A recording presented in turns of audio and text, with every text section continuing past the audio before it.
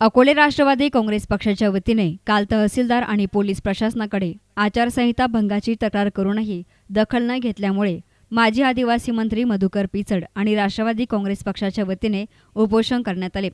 निवडणूक काळामध्ये भाजपा आणि शिवसेना या पक्षांनी आचारसंहितेचा भंग केल्याची तक्रार राष्ट्रवादी काँग्रेस पक्षाकडून करण्यात आल्या होत्या। मात्र निवडणूक निर्णय अधिकारी, तहसीलदार, पोलीस प्रशासन जाणीवपूर्वक यांनी दुर्लक्ष केल्याचा आरोप पिचड यांनी केला। वाळू व्यवसाय, मटका, बेकायदेशीर दारू विक्रेत्यांवर कडक कारवाई करावी आणि हे धंदे बंद करावेत असा घणाघात पिचड यांनी केला। मात्र बोलण्याच्या ओघात पिचड साहेबांची जीभ अधिकारी वर्गावर घसरल्याचं चित्र पाहायला मिळालं। चित्रीकरण दाखवतो तुम्हाला माहिती आहे का हा तालुका काय आहे? हा तालुका माहिती आहे का तुम्हाला काय आहे?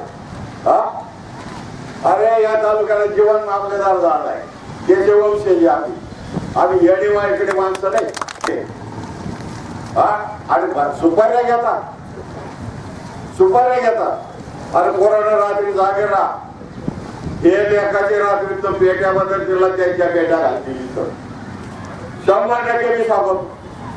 म्हणून या लोकांनी विकलेले याचे काल बसल्या या मामलेदारचा फोन पण साहेब पण विचारणा राण्याला सांगितलं पळून जा, अकोले तालुक्यात थांबू नका, निवडून गेला फोन बंद।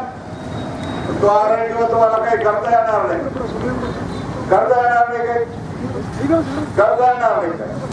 आणि मग रात्री 6:30 वाजता बोललो मुख्य निवडणूक अधिकारी 8 तारखेला। आज तारीख किती? इतके दिवस काय करीत होते मामलेदार?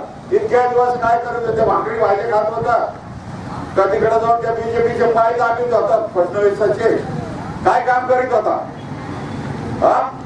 एजंट सगळ्या झाले वाळून चोर, दुनियाच्या चोऱ्या करायच्या आणि त्यांना हाताशी धरायचं आणि त्यांनी सांगायचं आमचं सरकार आहे, तुम्ही चोऱ्या करा। पोरानं तुम्हाला आजच्या मी कधी नाही बोलला, आता सांगतो इथून पुढे संपली आपली मर्यादा। निवडणूक जे लोक बेकायदेशीर करायला निघाले आणि निवडणुकीचे गुन्हे दाखल करण्याकरता दाबून धरायला निघाले, या भागाचं उद्यापासून जेवढ्या चोऱ्या असतील, वाळूच्या असो नाही तर कुठल्या 7-12चे पैसे घेणारे यांच्या गचंडे धरण रस्त्यावर वाढणार काम करा। अनेक वर्ष ज्येष्ठ आणि प्रदीर्घ काळ मंत्रिपदावर राहिलेल्या पिचड यांनी अधिकाऱ्यांचा आपल्या पक्षांच्या कार्यकर्त्यांसमोरच अपमान केल्याचं पाहायला मिळालं। माजी मंत्री पिचड यांना मात्र बोलण्याच्या ओघात आपण न कळत अकोले तालुक्याने आमदार जाळला, जोड्याने मारला असता अशा प्रकारे विधान करून अधिकारी वर्गाचा अपमान केला। त्यामुळे प्रशासकीय सेवेतील अधिकारी यांना कार्यकर्त्यांसमोर अधिकारी वर्गाचा अपमान करणं उचित नसल्याचं अकोलेकर जनता कुजबुजत आहेत। त्यामुळे अधिकारी वर्गावर एक प्रकारे दडपशाही करण्याचा हा प्रयत्न असल्याचं लोक बोलत आहेत।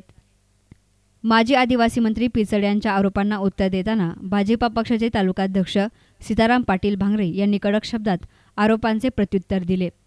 आज निवडणूक आयोगाकडे आम्ही सुद्धा तक्रार दाखल केली।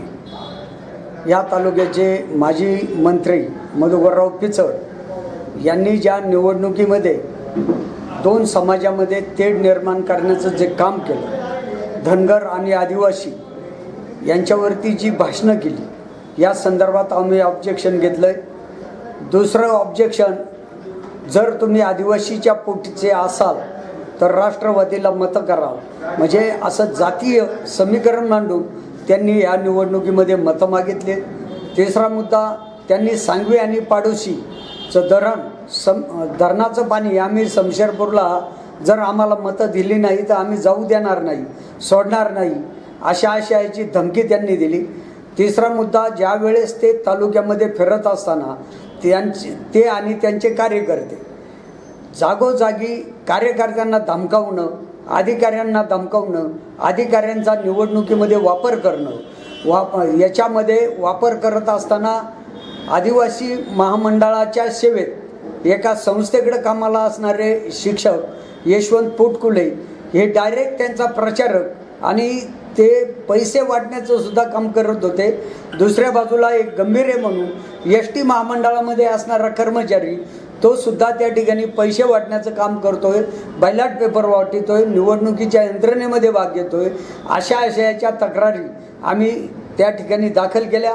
आज तहसील कचेरीवरती ते उपोषणासाठी साखळी उपोषणासाठी मधुकरराव पिचड हे त्या ठिकाणी आले.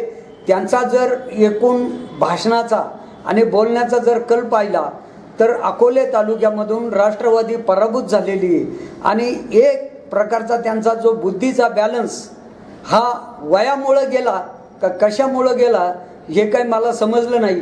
परंतु एवढा हुशार आणि मंत्रिमंडळात राहिलेला माणूस एवढ्या खालच्या पातळीवरती बोलू शकतो याचा मी या ठिकाणी पहिल्यांदा निषेध करीन. मात्र तहसीलदार आणि पोलीस प्रशासनाने माजी मंत्री मधुकर पिचड यांच्या म्हणण्यानुसार वाळू तस्कर, मटका, गांजा, अवैध दारू विक्रेते यांच्यावर कारवाई केली तर बऱ्याच गोष्टी जनतेसमोर येण्यास वेळ लागणार नाही आणि दूध का दूध पाणी का पाणी व्हायला वेळ लागणार नाही आणि या व्यवसायात कोणत्या राजकीय पक्षाचे हात गुंतले आहेत हे स्पष्ट होईल. त्यामुळे अकोले तालुक्यामध्ये नेमकं चाललंय काय असा प्रश्न तयार झाल्याशिवाय राहत नाही. News reporter Bhausaheb Salve, S9 media, Akole.